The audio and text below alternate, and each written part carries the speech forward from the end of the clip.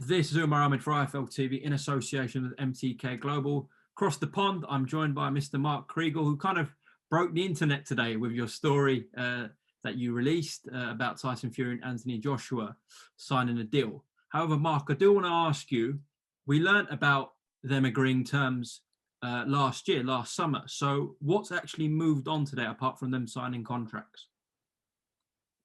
Well, signing contracts is a big deal, especially when you have this particular crew, not all of whom, typically get along. I think that Eddie Hearn's point is well taken. If you have top ranked Queensbury, Fury, Joshua, Frank, it's hard to get everyone to actually agree. And it wasn't, in fact, until Saturday that the last signing took place. He's pretty encouraged. I asked him, "Do you think there's a fight?" And he says, "Yes, I feel very optimistic about it." I mean, you can read the story. What happens now is I spoke to a top-ranked source subsequent to Eddie, who says, "Okay, now we have 30 days to get a site." Eddie, who is the optimist and the salesman, and I think that there is great value at this juncture in having an optimist and a salesman out there. Eddie's already gotten great lucrative bids from the Middle East. Now you got to sell it. And what he says is he has about 8 or 9 approaches, as he called it, but actually I think he also called them offers. From all over the globe. The States, where I don't think it's likely that a fight will happen. Asia, maybe Singapore is a player in this. And again, the Middle East. Realistically, I don't think it happens in the UK. I know you guys are probably pissed off about that, and I don't blame you. Or the United States, where I'd like it to happen, of course. I think as it was when it began, the overwhelming likelihood is that when it happens in the Middle East because the site fees will be big. The players want something that more than just attendance. They want essentially good publicity to promote some sort of entertainment infrastructure, or whatever the case may be.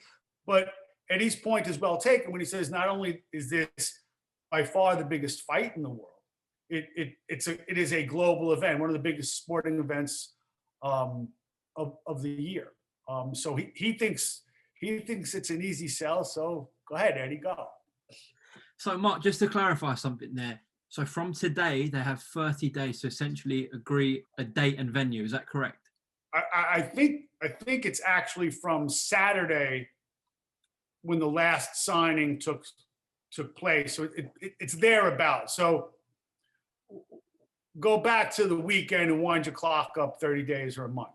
But that was, Eddie had acknowledged, he had to get something moving fast. Now, if you want to have the first fight in June or July, you do have to get moving now.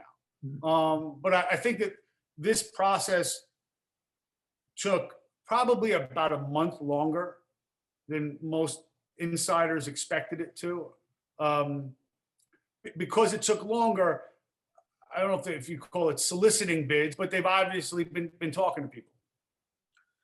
So we assume that in these 30 days, both Anthony Joshua and Tyson Fury and their teams will be happy with the proposed date and the site offer. However, if one of the one's ever happy, it's boxing.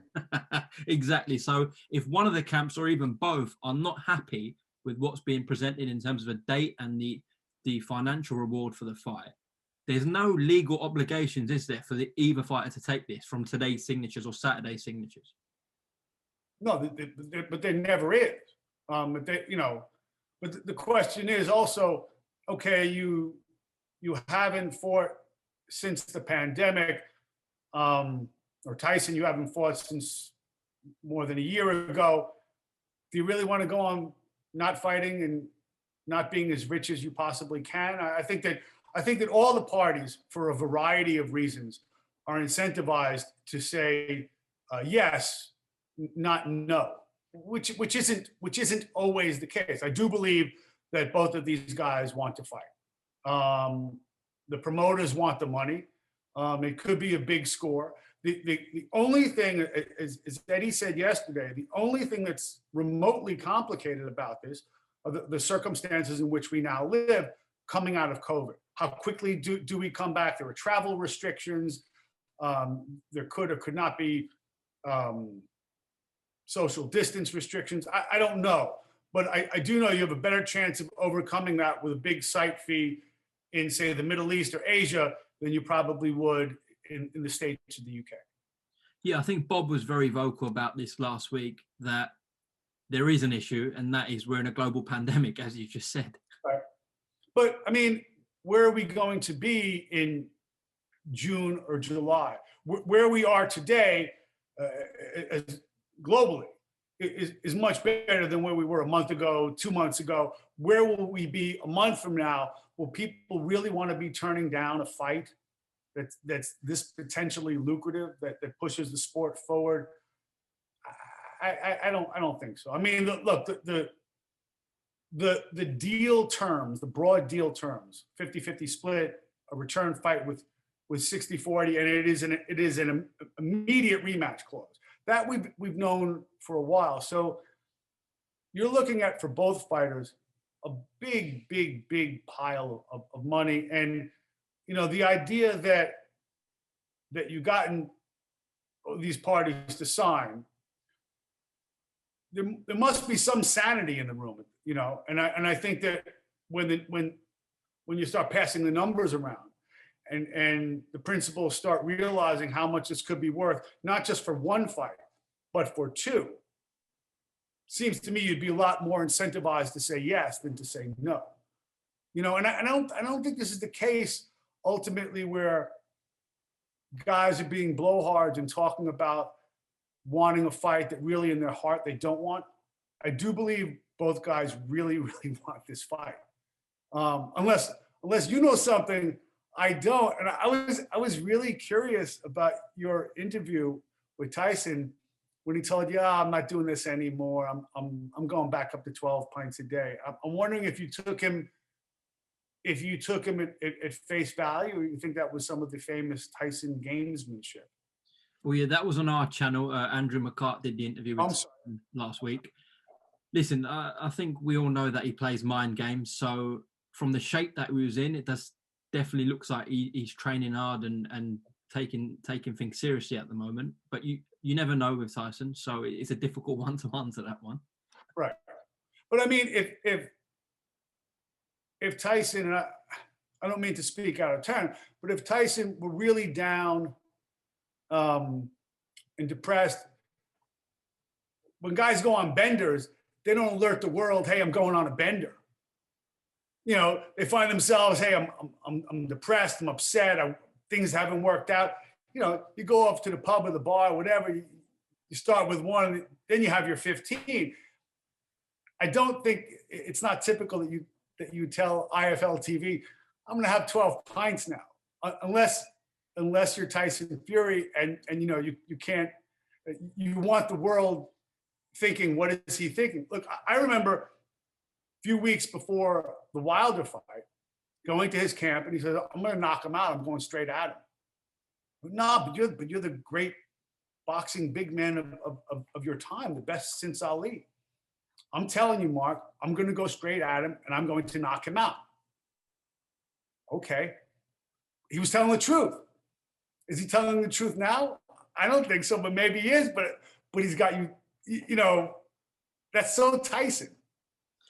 I think last week perhaps was more of a case that everyone was asking about it. Of course, he must be getting a million questions, and he had no further knowledge as of last week than we did. So that might have been the case. So he's a little bit frustrated. However, moving on from that, Mark, do you see a front runner at the moment in terms of location from anything that you've heard inside? I would say you'd have to go with Saudi Arabia, because they have the money, and that Eddie has done lucrative deals there before. Could it be Dubai, Bahrain? Yeah. But are there political complications with Saudi Arabia? I don't know yet. But I think you'd have to say Saudi. So we can say the Middle East as a region is Yes. above anyone else at the moment. Correct. Okay, Yeah. okay. And do you believe, just I want your personal opinion, do you believe this fight happens June, July kind of time? I would say I'm more apt to say July. In the same way that it took a month longer to get the deal signed, I think I think July.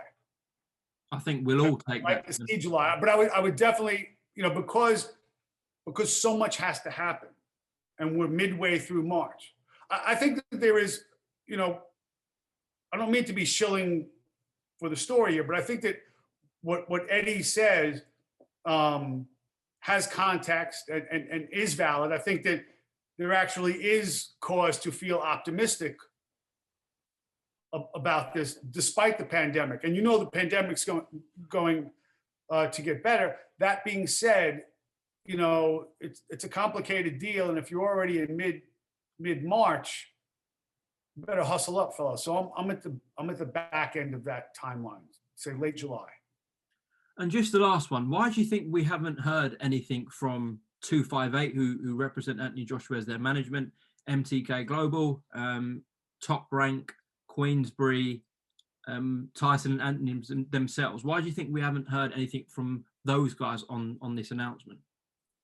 Well, it may be something in the contract. They wanted everyone to shut up, or they're perfectly content to let Eddie be Eddie and be the glib one. I mean, and I do think that he makes the point quite effectively. Okay, well, listen, Mark, well done on getting that scoop. As I said, it broke the internet today, and hopefully you are correct in this fight does take place in July. We'll all take that. So I appreciate your time on IFL TV, and hopefully see you soon rather than later over in the States. It'll be a pleasure. We should know in like 28 days, right? 28 days, that's the one.